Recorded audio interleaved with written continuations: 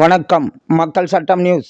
தமிழ்நாடு சட்டமன்ற எதிர்க்கட்சி தலைவர் கழக பொதுச் செயலாளர் எடப்பாடியாரின் 71வது பிறந்த நாளை முன்னிட்டு கழக எம்.ஜி.ஆர். இளைஞரணி சார்பில் 4ஆம் நிகழ்ச்சியாக கோட்டை அருள்மிகு அழகிரிநாத சுவாமி திருக்கோவில் வைகாசி விசாக தேர் திருவிழாவை முன்னிட்டு 10/6/2025 செவ்வாய்க்கிழமை அன்று தேர் இழுத்தும் சிறப்பு வழிபாடு மற்றும் பக்தர்களுக்கு அன்னதானம் வழங்கும் விழா நடைபெற்றது. இவ்விழாவிற்கு கழக எம்.ஜி.ஆர். இளைஞரணி மாநில துணை செயலாளர் முன்னாள் சட்டமன்ற உறுப்பினர் சக்திவேல் தலைமை தாங்கி நடத்தினார்.